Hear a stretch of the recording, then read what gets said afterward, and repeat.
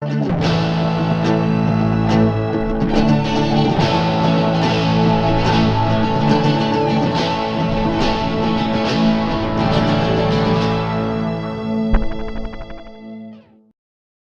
Central, welcome to another episode of Front and Central. I'm Logan Wood. And I'm Tyler Marino. If you want to see a miracle, step outside and put your arms out. You can feel the summer weather getting closer. The weather is exciting, but what's planned on this episode is just as exciting. This week on Front and Central, we showcase the yearbook, student-led conferences, and the glorious Prom of Kansas. Next Tuesday, Traverse City Central High School's orchestra will present the annual Senior Select Concert at Lars Hochstead Auditorium beginning at 7 p.m. Be sure to attend this great event and listen to some well-performed music. The deadline on applications for the TCAPS Early College Program for 9th, 10th, and 11th grade students has been extended to Friday, May 15th. Check in with your counselor if you have any questions regarding the applications.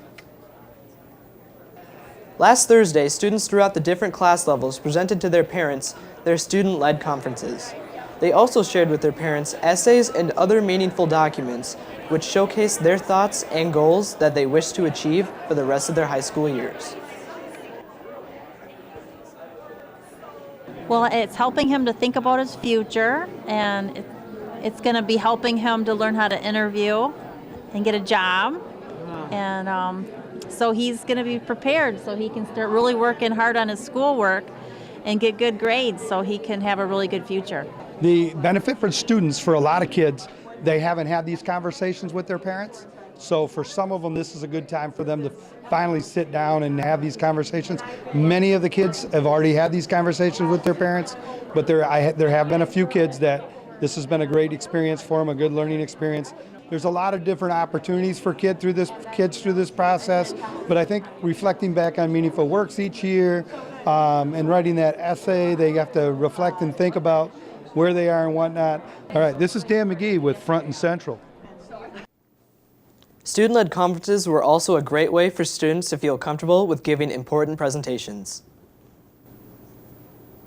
TCC Prom is approaching. Prom is Saturday, May 16th at the Grand Traverse Resort. Tickets go on sale early next week and will be sold daily during both lunches as well as at the door. Tickets are $45 for one and $80 for two. I just bought tickets for me and my girlfriend, and I'm all set with my tuxedo. The theme is Welcome to Oz, and to get there, all you have to do is follow the yellow brick road.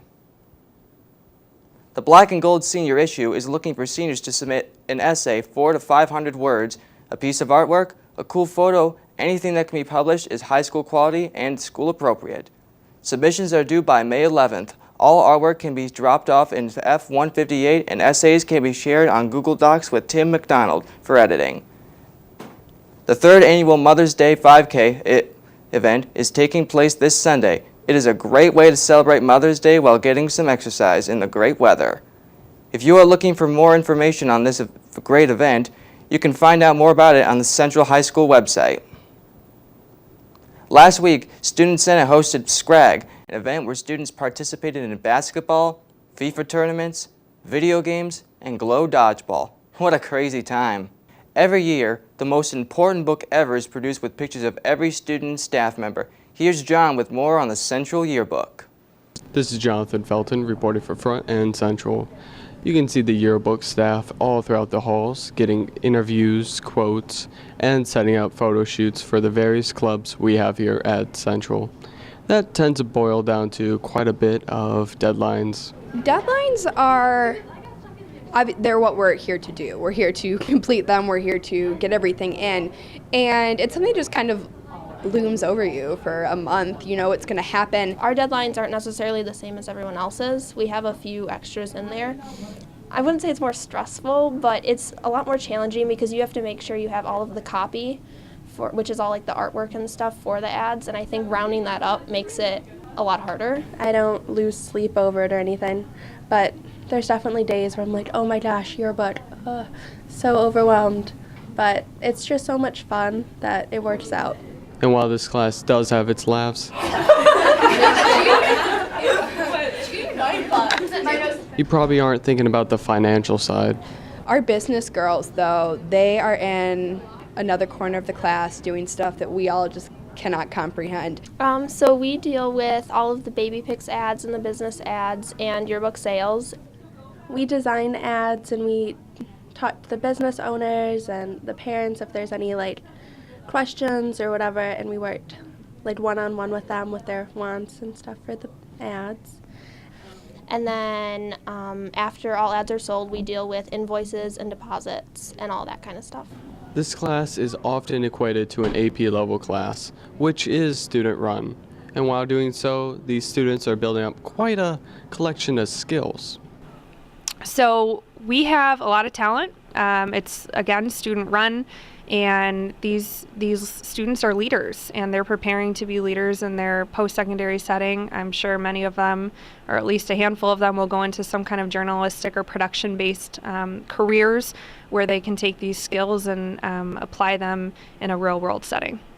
It's like more than an AP class. It's a full-time job, I would say. I mean, we're in here all the time, and everyone does so much. It's out of school, it's in school, it's during your other classes. You know, maybe a kid's only here 1 hour, and that's an hour that you have in AP class. And then you have to leave that AP class to go interview this kid because you can't get him any other time.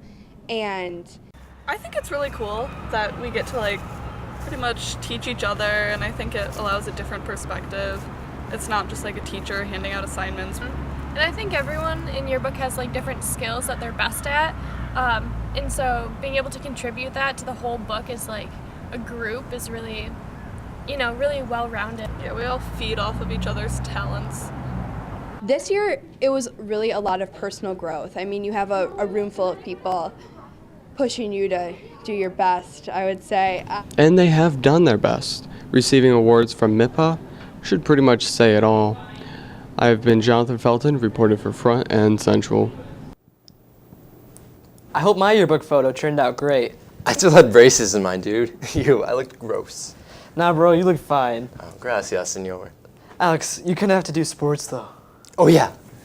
Now for all you spring athletes out there, listen up because this is important. Tomorrow, the athletic office will check your grades on Power School to determine your eligibility as to whether or not you can continue playing sports. Student athletes must be passing at least 4 classes with a minimum 2.0 GPA. If an athlete is determined not eligible, they will not be eligible to compete or travel the week of May 11th, and they must take a grade card around every week for the remainder of the spring sports season.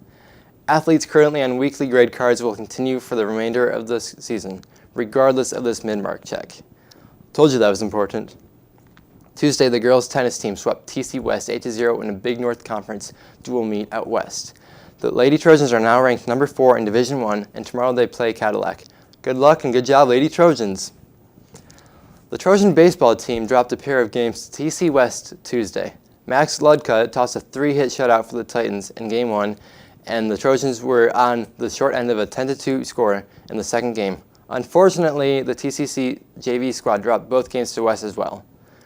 The TC Central Trojan soccer team outshot Gaylord 14-9, but failed to score in a 1-0 loss on Tuesday. And yesterday, they played the Titans. On a brighter note, the Trojan girls softball team split a pair of games with West. Jessica Buds went 4-for-4 and led the Lady Trojans to an 8-6 win in the first game. In Game 2, Emily Jenkins had 2 hits and drove the 2 runs, but the Trojans lost 4-3. Overall, we had a tough but rewarding week, but everybody did a great job, and we're proud of all of you. On this episode of Front and Central, we think it's a great idea to keep students up to date on what's going around the world, and how else better to do that than a movie review? Yes. So, to start off our super unbiased fantastical movie reviews, we're reviewing The Avengers: Age of Ultron. And hot diggity dog, did I like this movie. Alex, you love superheroes, so I'm not sure you can be unbiased. Avengers: Age of Ultron is a highly anticipated sequel to technically all the Marvel Cinematic Universe movies, but meant mostly as a sequel to 2012's The Avengers. Director Joss Whedon does it again with the super duper superheroes, plus more. Additions are Scarlet Witch and Quicksilver, brother and sister who have mind powers and super speed, both of which look super snazzy on the big screen. The heroes are equally major parts of the film, and with incredible action and quirky jokes, you will be sure to love it. Definitely see it if you haven't already, but here's a huge spoiler.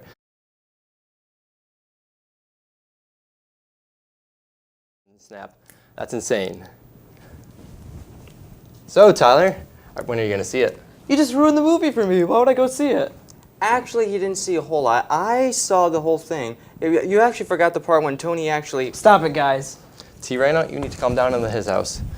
But thanks for watching, and be sure to join us next week for a super duper special Student Senate election special. It's going to be interesting. I'm Tyler Marino. I'm Logan Wood. And yeah, I'm Alex Pierce. Are you going to see it? I'm not going to watch it. You're going to see it. You're gonna